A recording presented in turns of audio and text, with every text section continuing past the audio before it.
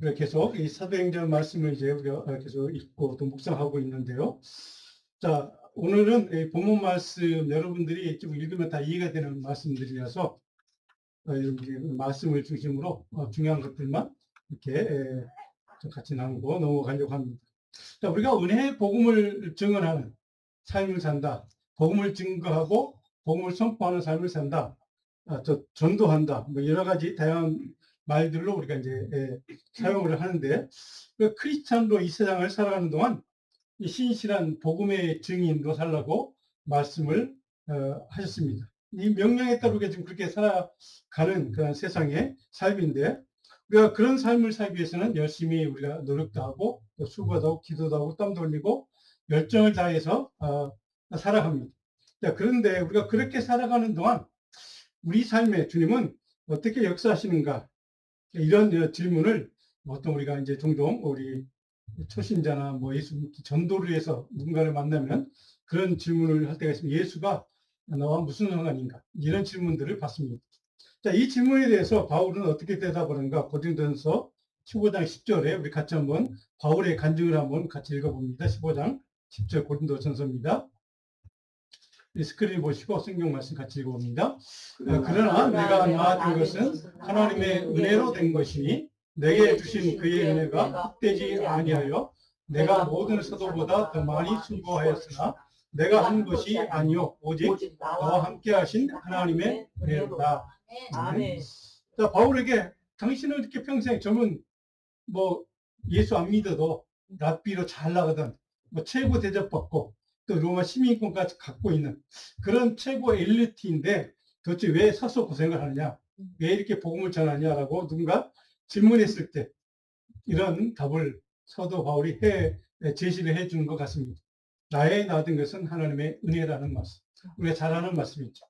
자, 나의 이 모든 것은, 내가 여기까지 오는 것은, 내 지금 여기에 서 있는 것은 다 하나님의 은혜, 주님의 은혜, 주님의 생명의 능력 때문이다 하는 것을 고백하고 있는 말씀입니다.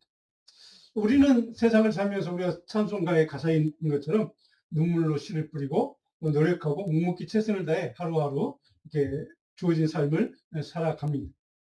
근데 모든 수고를 다 마친 다음에 바울처럼 하나님의 사람은 이렇게 고백을 할 수 있어야 한다는 것이죠. 자신의 공로를 주장하지 않고 오직 하나님이 하신 일입니다. 하나님이 은혜로 내게 허락해 주셨습니다. 하나님이 나를 여기까지 인도해 주셨습니다. 하나님의 은혜였습니다. 자, 마치 보이지 않는 그런 바람이지만 우리가 바람 이렇게 보면 느낄 수 있지 않습니까? 살랑살랑 불면 풀도 흔들리고 나무도 흔들리고. 자, 하나님의 은혜가 우리 삶에, 우리 하나님의 백성들에게 주시는 하나님의 은혜가 이처럼 우리 모든 삶의 자리에 모든 순간 능력으로 역사하면서 열매를 맺기 때문에 바울이 이렇게 고백을 하는 겁니다. 모든 것이 하나님의 은혜로 된 것입니다. 자, 그러면 우리는 모든 순간 하나님을 전적으로 의지하는 삶을 살아야 한다는 게 바울의 주장의 핵심입니다. 보이지 않는 은혜의 손길이 그렇게 살다가 보면 하나님의 은혜의 손길, 바람처럼 보이지 않지만 이렇게 우리 삶에 느껴지는, 온몸으로 느낄 수 있는, 영원히 느낄 수 있는 그런 우리 삶에 항상 함께 주님의 은혜의 손길로 우리 인도하시고 도와주심을 느낄 수 있다. 이런 고백이기도 합니다. 자, 그래서 바울 자신이 복음의 은혜를 직접 체험했죠. 그리고 그것을 증언하는 삶을 살기로 결단을 했고, 그렇게 헌신했던 삶을 살았던 바울, 자신의 결단과 삶을 사도행전의 20장 24절은 이렇게 표현합니다. 우리 같이 한번 읽을까요? 내가 달려갈 길과 주 예수께 받은 사명 곧 하나님의 은혜의 복음을 증언하는 일을 마치려 하면은 나의 생명을 조금 더 귀한 것으로 여기지 아니하노라. 자, 이렇게 고백할 수 있었던 사도 바울, 하나님의 은혜의 복음을 증언하는 삶, 그것을 사명, 주께 받은 사명이라고 표현합니다. 그리고 그 사명을 위해서라면 내 목숨도 아깝지 않을까? 그렇게 실제로 살았고 그렇게 자기 목숨을 복음을 위해서 선교하다가 전도하다가 바로 우리가 순교를 당했던 바울. 자, 오늘 본문은 복음이 전파될 때 나타나는 두 가지 상반된 반응에 대해서 우리에게 정확하게 구체적으로 묘사를 해주고 있습니다. 첫 번째 달러 1절로 7절까지는 이고니온이라고 하는 지역에서 이제 1차 선교 전도 여행 중입니다. 그때 이고니온 지역에서 일어난 사건을 다루고 있고, 두 번째 8절로 15절까지는 루스드라라고 하는 지역에서 일어난 사건을 다루고 있습니다. 이제 그 두 지역에서 바울이 전했던 복음을 듣고 어떤 사람들은 복음을 받아들이고 믿고 영원한 생명과 영원한 구원을 얻는 긍정적으로 반응하는 사람이 있는가 하면, 그 반대로 어떤 사람들은 복음을 거절하고 도리어 핍박을 하고 바울과 바나바를 핍박하고 사도들과 또 그 일행들을 핍박하고 탄압하고 멸망하는 부정적인 반응을 보여주는 사람들이 있다. 멸망의 길을 선택하는 부정적인 사람들이 있다는 것이죠. 자, 그렇다면 오늘 본 말씀을 중심으로 복음이 선포될 때 부정적인 사람들이 보여주는 반응의 그 근본 동기는 무엇인가? 오늘 제가 설교할 때 첫 번째 1번을 제목을 좀 길게 달았습니다. 선포된 복음을 거절하고 방해하고 오히려 박해하고 핍박하는 그 사람들의 근본 동기는 무엇인가? 오늘 성경은 불순종 때문이다. 불순종이다라고 이렇게 표현합니다. 그러니까 복음을 거역하고 거절하는 사람들은 불순종의 사람들이다. 하나님에게 마땅히 말씀에 순종해야 되는데 그것을 거역하는 사람들은 불순종의 사람들이야 라고 하는 표현입니다. 자, 1절에 보시면 이고니온의 두 사도가 함께 유대인의 회당에 들어가서 복음을 전했습니다. 그때 많은 유대와 헬라에서 허다한 무리가 믿었다. 그러니까 많은 사람들이 복음을 받아들였다. 믿었다. 이렇게 표현되어 있습니다. 근데 2절에 보면 그러나 시작합니다. 뭔가 다른 얘기가 나온다는 얘기죠. 순종하지 아니하는 유대인들에게 순종하지 않은 사람, 하나님의 명령에 말씀에 마땅히 순종해야 함에도 불구하고 하나님과 관계가 없으면 이런 표현이 없습니다. 하나님과 관계 있기 때문에 하나님의 명령에 순종하지 않는 자들, 거역하는 자들 이렇게 표현한 것이죠. 그들이 누굽니까? 유대인들 이렇게 보죠.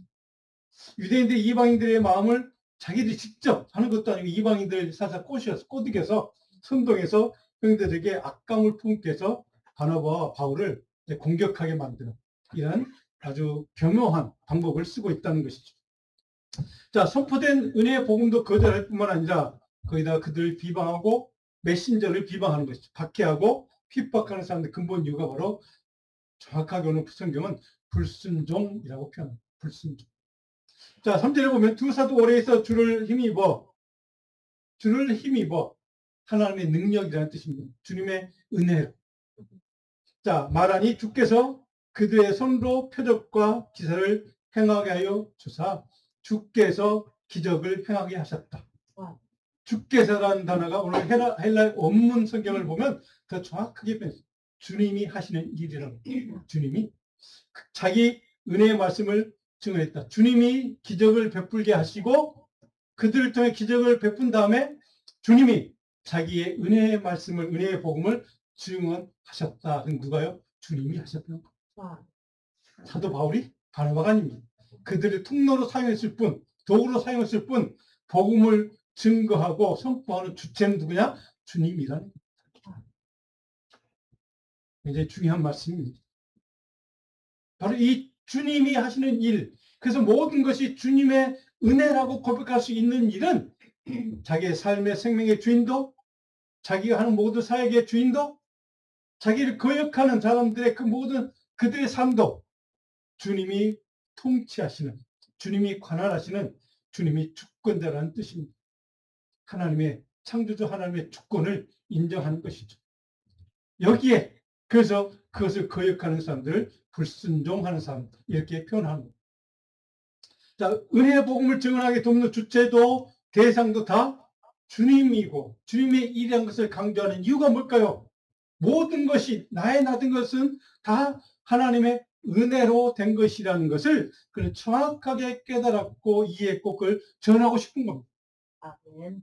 그래서 사절에 그 신의 무리가 나뉘어 그런 말씀을 듣고 거역하는 것도 모자라서 신의 무리가 반으로 쪼개졌다 갈라져서 공동체가 분열되었다는 뜻이죠. 여기에 사도를 따르는 사람, 사도들의 복음을 거역하는 유대인들을 따르는 사람, 이게 분란이 생겼다 하는 것이죠. 자, 5절에 보면 이방인과 유대인과 그 관리들이 두 사도를 모욕하고 돌로 쳤다, 핍박했다는 것이죠. 6절에 그들이 알고 도망하여, 이제 바나바와 사울이 그것을 알고 도망을 했다, 피했다 하는 것이죠. 어디로 갔는가? 루스드라와 더베와 그 근방으로 가서, 근데 거기 가서도 7절이 중요합니다. 거기 있어도 복음을 전했다. 하나님의 은혜로 사는 사람들은 어디를 가든 그리스도를 전하는 사람, 복음을 전하는 사람이었다는 것을 증거해 주고 있습니다. 자, 우리가 지난번에 보았던 지도 한 장을 다시 한번 볼까요? 이 지도 보시면 여기 지금 안디옥 비시디아 복음을 전하다 핍박을 받고 이고니온에서 또 다시 왔고 루스드라로 가서 더베로 이 지역에서 이제 복음을 전했다. 이렇게 도망을 갔다. 이렇게 표현된 겁니다. 저 지역을 그 가까운 데입니다. 거리가 그렇게 멀지 않은 동네인데. 자, 여기에서 보면 바울 일행이 이고니온에서 복음을 전하다가 그 일부 사람들이 보인 반응이 지금까지 자세히 7절까지 기록되어 있죠. 복음의 기적과 능력을 선포했을 때 그것을 받아들이는 사람도 있었다. 긍정적인 반응을 하는 사람도 있고 그것을 반대하고 거역하고 핍박하고 하는 그런 사람들도 있었다 하는 게 이제 오늘 본문에 기록되어 있는 사실입니다. 자, 부정적인 반응과 긍정적인 반응이 함께 나타난다 하는 것이죠. 위대한 사도 바울이 그 젊은 나이에 예수를 믿기 막 시작해 얼마나 은혜가 풍성했겠습니까? 열정이 막 넘쳐났을 겁니다. 그런 사람이 전하는 복음도 거절하는 사람이 있더라 하는 것이죠. 자, 바울과 바나바가 적대감과 핍박과 방일패서 루스라로 이제 도망을 가서 근데 거기서 계속을 전했는데 거기라고 다를까요? 거기도 물론 전혀 다른 반응을 보인 사람이 있었을 것입니다. 자, 근데 우리가 여기서 중요하게 깨달아야 할 것은 복음은 박해받고 핍박을 받을 수 있지만 결코 복음을 멈추지는 못한다는 사실. 복음의 확장을 하나님의 역사를 멈추지 못한다. 그 어떤 핍박도 어떤 방해도. 자, 그래서 복음의 능력은 사람들에게 선한 영적인 영향력을 미치고 동시에 삶을 변화시키는 능력이기 때문에 멈출 수가 없는 겁니다. 그래서 그런 어디를 가든 복음을 전하는 그 바울의 마음속에는 그 믿음이 있는 겁니다. 하나님의 복음은 저들의 삶을 변화시킬 수 있다. 저들의 우상을 파괴할 수 있다는 것. 주께로 돌이키도록 만드는 능력이 복음에 있다는 것. 이것을 정확히 믿었다는 사실입니다. 자, 동시에 반대하는 사람들, 거절하는 사람들을 그리고 갈등이 생기고 이제 대립을 초래하는 그런 경우도 분명히 있습니다.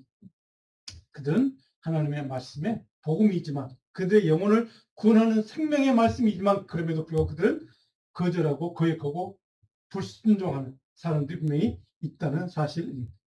자, 복음이라 그래서 우리가 깨닫는 것은 인간의 지혜가 아니라 하나님의 능력이고 하나님께 속해 있기 때문에 어디 가든 선포되고 멈추지 않고 확산되고 확장된다는 사실. 아멘. 이것이 복음의 능력이라는 뜻입니다. 근데 중요한 것은 선포된 복음 하나님의 말씀은 항상 사람들에게 두 가지 가운데 하나를 선택하기를 원하는 거죠. 순종하거나 불순종하거나. 그렇죠? 순종하고 영원한 생명을 얻든지 불순종하고 영원한 멸망의 길을 가든지. 자, 이 두 가지 선택을 해야만 한다는 사실입니다. 그것을 요구하는 게 복음의 특성이기도 합니다.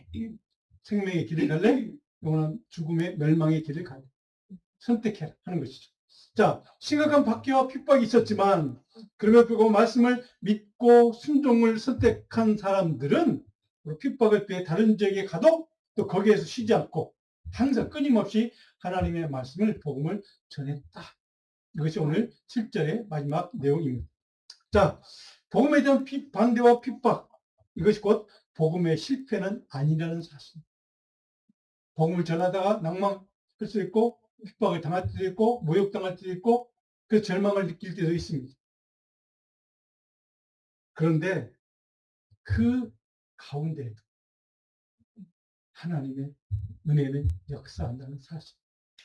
하나님의 손길은 반드시 분명히 역사하고 있다는 사실입니다. 그러니까 내가 하나님의 사람은 믿음의 사람은 어떤 우리에게 주어진 삶의 상황이나 조건보다는 사명, 우리가 주께 받은 사명, 복음의 증인으로 사는 사명, 이 사명에 순종하는 삶을 살아야 한다는 것을 오늘 바울은 우리에게 삶으로 증거해 주는 말씀입니다. 믿음으로 헌신을 결단하고 그 사명에 순종하는 사람에게 그렇다면 은혜의 복음은 어떻게 도우시는가, 어떻게 역사하시는가? 자, 설교는 또 두 번째 제목입니다. 하나님의 치유의 능력, 회복의 능력이신 복음을 인간의 능력으로 오해하고 착각하고 우상하는 사람에 대한 경고가 오늘 본문 말씀에 기록되어 있습니다. 하나님의 치유와 회복의 능력이 복음에 있다는 것을 전했음에도 그것을 인간의 능력이라고 착각하는 사람들, 그것을 대체해버리는 사람들, 그래서 인간을 우상화하는 사람들이 있다는 것이죠. 자, 8절 13절에 보면 그런 내용이 쭉 기록되어 있습니다. 자, 8절에 루스드의 발을 쓰지 못하는 한 사람을 만납니다. 어디서 많이 본 이야기죠. 사도행전 3장에 보면 이제 요한이 성전에 올라가다가 민문 앞에서 구걸하던 사람, 나면서부터 안진병이 된 사람, 뭐 이런 사람을 만나서 그를 치유했던 사건과 같은 이야기입니다. 자, 9절에 보시면 바울이 말하는 것을 듣다. 근데 그 사람이 여기서 보면 다른 얘기는 없으니까 그 한마디 8절에 해놓고 근데 그 사람이 바울이 말하는 복음을 들었다. 이렇게 되어 있습니다.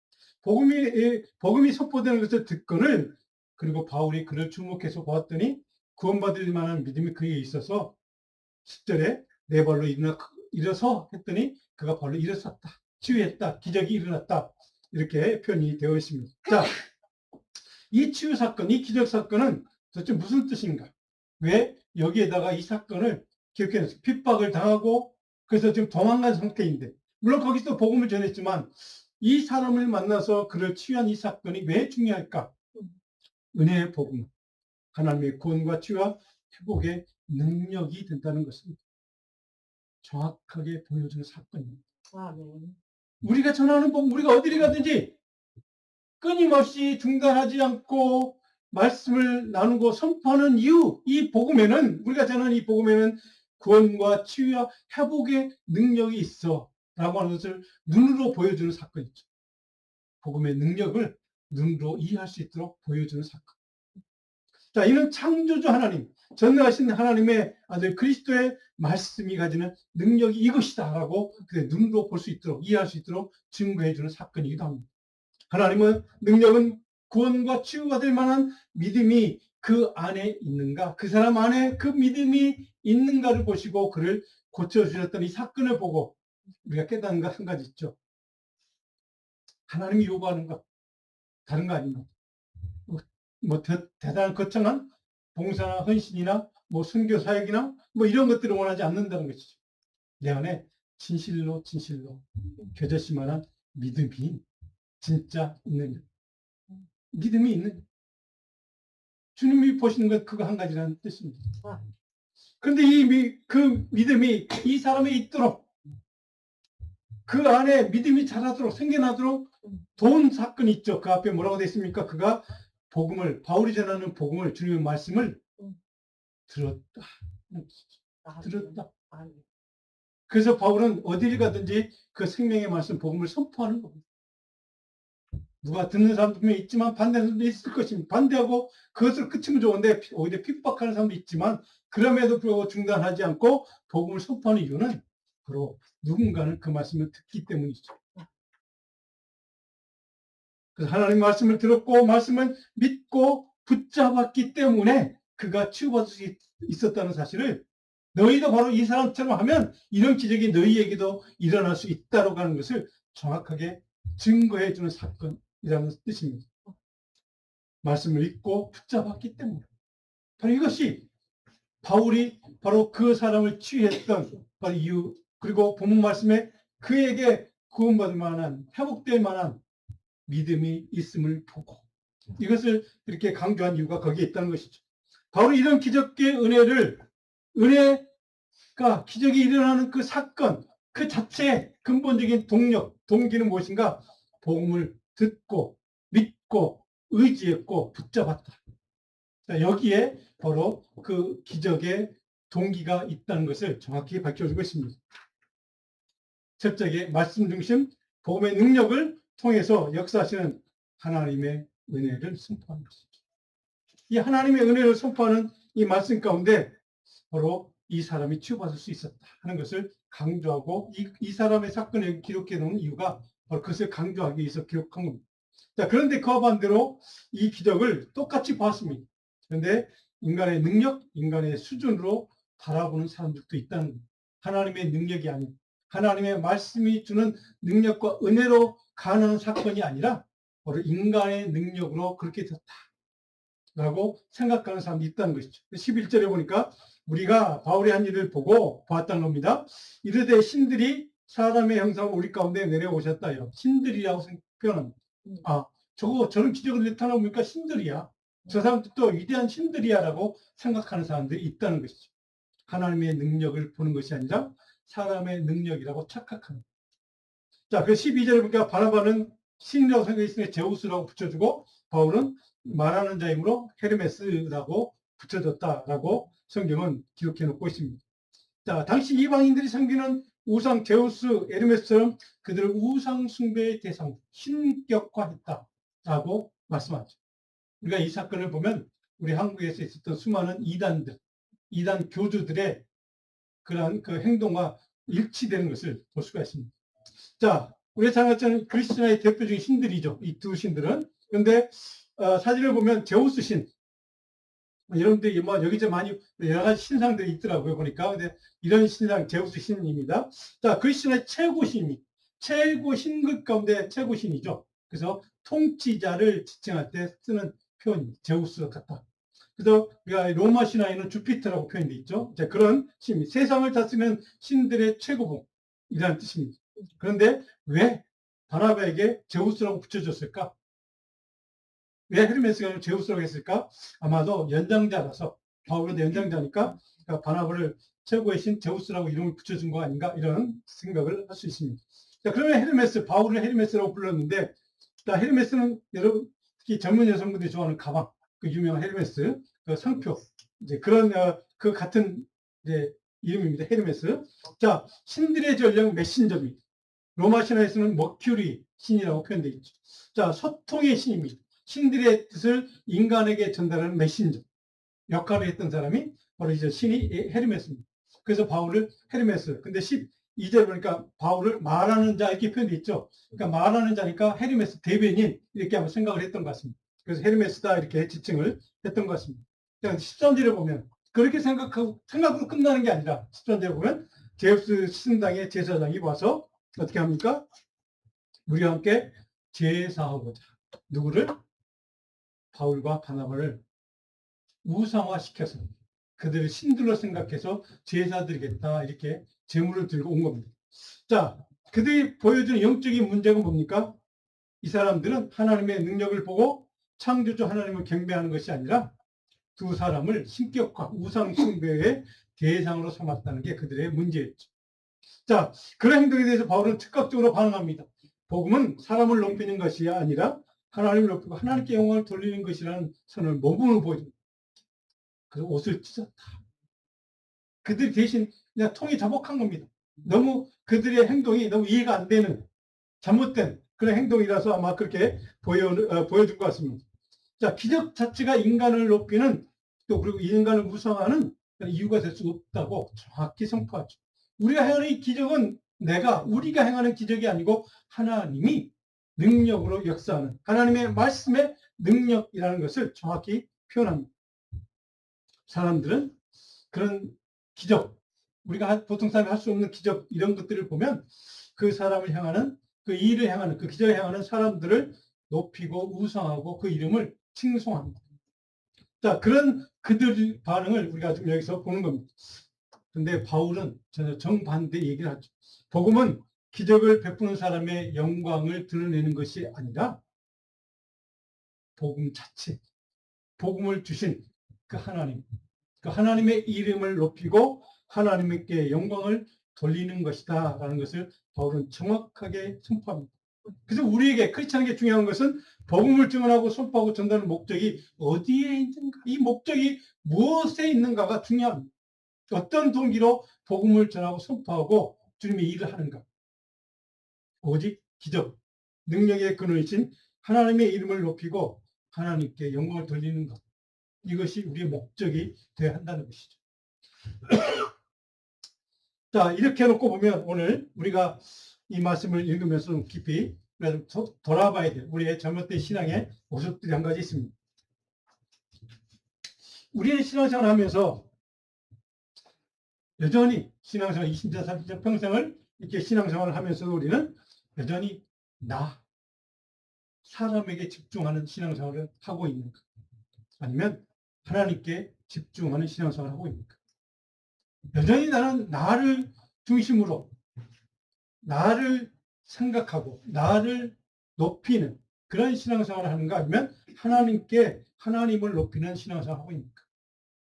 하나님의 영광을 위한 삶이 아니라 내 영광을 추구하는 삶을 살고 있지는 않은가? 하나님을 경배하고 찬송하고 내 이름을 더 경배하고 숭배하는 그런 잘못된 삶을 살고 있지는 않은가? 무엇이든 하나님께 돌릴 영광과 찬송과 경배를 나 자신에게 돌리고 있지는 않은가? 바라기는 세상을 살아온 동안 여러분들이 우리 자녀들이 오직 주께 영광, 은혜의 근원이신 말씀을 통해 주시는 능력의 근원이신 우리 주님, 그 주님의 이름만 높여드리는 여러분들에게 간절히 축복합니다. 아멘. 자, 그런 현실의 결단으로 살아가는 우리의 최종 사명은 무엇이 되야 하는가? 결론적으로 소개할 때 이렇게 적었습니다. 하나님의 영광을 위해서 하나님께로 돌이키는 능력인 은혜의 복음을 증언하는 삶을 살아야 한다. 이게 우리 사명이다. 최종 목표다 하는 것이죠. 14절에 바울이 듣고 옷을 찢었다. 그런 반응을 보고 자기도 우상하는 사람들 보고 기가 막혔던 그런 상황입니다. 15절에 보니까 이렇게 그들에게 얘기합니다. 우리도 이런 거 똑같은 인간이야. 당신들이나 나나 다름이 없는 동일한 하나님 앞에 피조물이야. 여러분에게 다만 한 가지, 여러분에게 복음을 전하는 이것은 그런 헛된 우상을 버리고 떨쳐버리고 잘못된 삶의 목표와 가치관을 사는 그것을 다 떨쳐버리고 살아계신 하나님께로 만물을 지으신 창조주 하나님, 살아계신 하나님께로 돌아오게 하기 위해서 너희를 구원하기 위해서 하나님의 말씀, 생명의 말씀, 복음을 증언하는 거예요. 이것이 우리의 삶의 목표야라고 정확하게 얘기합니다. 무슨 뜻입니까? 우리의 삶의 목표는 내 이름을 높이는 데 있지 않다는 겁니다. 내가 영광받는 데 있지 않다는 겁니다. 오직 주님, 예수 그리스도 그분만이 높여지기를 원하고 그분의 이름만이 높여지기를 원하고 그분께만 영광을 돌리는 것이 내 목적이다. 정확하게 선포하는 겁니다. 오늘 여기에 우리 많은 기존의 크리스찬들이 주님 앞에 좀 깊이 묵상해야 될 그런 묵상의 질문이 있습니다. 나는 여전히 나를 위한, 내 영광을 위한, 내 이름을 위한 신앙생활을 하는가? 아니면 오직 주님의 영광을 위해서, 주님의 이름을 위한 신앙생활을 하고 있는가? 우리 함께 많은 목회자들이나 많은 그 신앙의 리더들이 여기에 실패합니다. 자기의 이름을 높이는 겁니다. 이것은 마태복음 23장에 나와 있는 당시의 유대 종교 지도자, 서기관, 바리새인 그들과 동일하게 다름없이 자기 이름을 높이는 사람들, 자기의 영광을 받는, 자기의 영광을 위해서 일하는 사람들. 거기에 교회가 능력이 사라지고 세상 사람들에게 손가락질 당하는 모욕당하는 이유가 바로 거기에 있는 거예요. 주님이 높아지지 않으니까. 동일한 사람일 뿐인, 저 사람이나 나나 동일한 사람일 뿐인 그 나라는 존재를 높이는 일을 하면 그 사람들이 나의 사람의 모습을 눈에 뻔히 보이거든. 거기에 우리의 문제가 있습니다. 그것이 우리 교회가 무너지는 이유가 거기에 있습니다. 바울은 그래서 몸으로 강력하게 판단하는 겁니다. 옷을 찢고 회개하며 주님, 내가 이렇게 주님 앞에 내가 높임을 받다니요. 하나님 용서해 주십시오. 아마 그런 회개 기도를 했을 것입니다. 이런 신앙의 모습이, 이런 신앙인 영적 리더의 모습이 오늘 이 시대에 필요하다는 뜻입니다. 모든 치유와 기적 사건 오직 살아계신 하나님께로 너희를 돌아오도록 돌이키던 너의 삶의 방향을 주님께로 나오도록 만들기 위한 통로요, 그런 생명의 능력이 바로 복음이다. 그래서 이것을 내가 너에게 끊임없이 쉼없이 어딜 가나 증거한다라는 얘기입니다. 이는 모든 시대 교회와 성도들에게 복음의 증거의 삶의 핵심이 무엇인가를 정확하게 가르쳐주는 말씀입니다. 그 중심에 영광스러운 하나님의 이름이 있어야 한다는 겁니다. 그 중심에 오직 예수 그리스도의 영광, 예수 그리스도의 이름만이 드러나야 한다는 뜻입니다. 헛된 우상을 섬기는 거짓 예배의 삶을 버리고 떠나서 하나님께로 나와서 하나님을 예배하는 참된 하나님의 백성이 되라는 것이죠.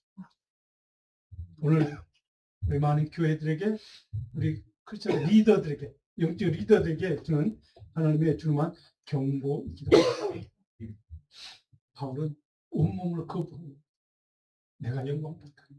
나 같은 존재가 영광을 받을 수 있다니 하나님 용서해 주십시오 하는 이 마음이 우리 목회자들에게 있어야 합니다. 우리 크리스천들이 있어야만 합니다. 사람들의 삶의 목적과 방향을 주님께로 바꾸도록 결단하고 선택하도록 하는 생명의 말씀이 내가 너에게 증언하는 복음이야 라는 이 말씀. 그래서 그 복음 때문에, 하나님의 복음을 통해 역사하는 하나님의 은혜 때문에 오직 하나님께 영광. 이것이 우리의 삶의 목적이라는 겁니다. 사랑하는 성도 여러분, 기억하십시다. 기적은 믿음으로 이끌 수도 있지만 우상숭배라는 그릇된 방향으로 이끌 수 있다는 겁니다. 많은 이단 교주들이 거기에 넘어진 겁니다. 그러니까 내 기적 자체보다 그것을 어떻게 해석하고 어떤 시각으로 바라보느냐가 중요합니다. 바울의 기적을 가능케 하는 능력은 인간이 아니라 오직 하나님께 속한 것이라고 그는 분명히 선포합니다. 그러니까 내 모든 감사와 영광을 오직 살아계신 하나님께 돌려야 한다 하는 게 바울의 또 강조하는 것입니다. 이것이 우리가 복음의 증거를 전도하고 섬기는 삶을 사는 궁극적인 삶의 목적이 되어야 합니다. 믿음으로 구하고 응답받은 모든 주의 기적은 인간의 능력이 아닌 오직 하나님의 말씀의 능력이고 하나님의 은혜에 속한 것이다. 그래서 우리가 놓치면 내 이름이 영광받게 되어 있습니다. 많은 사람들은 종종 이 사실을 망각하고 어떤 기적 사건을 볼 그 기적의 통로로 쓰임받은 그 사람을 높이려고 합니다. 그 사람을 우상시합니다. 그 사람을 숭배하려고 합니다. 보면 어떤 이런 사람들에 대한 강력한 경고의 메시지가 몸으로 보여주는 바울의 경고입니다. 우리 삶의 모든 지경에 적용할 수 있는 말씀이기도 합니다. 우리가 우리 삶을 살아가는 동안 우리가 어떤 질병을 만났던 그 질병에서 치유받았던 건강을 회복했던 물질의 축복을 받았던 어떤 사람의 관계에 어떤 은혜를 받았던 모든 것이 어떤 것이 상관없이 모든 것이 다 크고 작은 이해할 수 없는 모든 기적들이 우리 삶에 나타난 모든 주님이 주시는 은혜들이 바로 매 순간 호흡하고 숨쉬는 것을 포함을 해서 우리 삶에 일어난 모든 크고 작은 일들, 모든 일들이 다 주님의 능력, 주님의 말씀, 주님의 은혜의 복음으로 일어난 일이다. 이런 사실 우리가 잊지 않을 때 우리 신실하게 끝까지 주님의 참된 신실한 믿음의 종으로 살아갈 수 있을 줄 믿습니다. 그래서 우리는 모든 일에 항상 주님께 영광, 거룩하신 하나님의 이름을 높이는 신실하고 충성스러운 복음의 증인이 될 수 있다는 바라겠습니다. 저와 여러분들, 또 우리 자녀들이 모든 일에 항상 주님의 은혜를 감사하고 주님의 말씀이 주는 능력을 항상 능력을 기억하고 주님께 영광, 주님의 이름을 높여드리는 신실한 복음의 증인으로 사는 복된 믿음의 종들이 다 되기를 간절히 축원합니다. 아멘. 기도하겠습니다. 하나님 고맙습니다. 우리의 삶의 자리에 늘 하나님의 함께하신 주님의 말씀의 능력이 주님의 은혜의 손길이 함께하심을 경험하면서도 하나님 우리는 그것을 내 능력이라고 착각하고 오해하고 내 이름을 높이고자 나를 영광스럽게 만들고자 그 거짓된 또 우상숭배 같은 신앙생활을 할 때도 있습니다. 하나님 불쌍히 여겨주시고 우리 삶의 모든 순간, 우리 호흡하는 순간도 우리 삶의 모든 지경이 오직 하나님의 말씀의 능력 때문이요 하나님의 은혜의 복음 때문인 것을 날마다 깨닫고 다시 한번 하나님의 이름을 높여드리는 하나님께 영광을 올려드리는 복된 신실한 믿음의 종도로 살기에 부족함 없도록 축복해 주옵소서. 감사하고 예수님 기도합니다.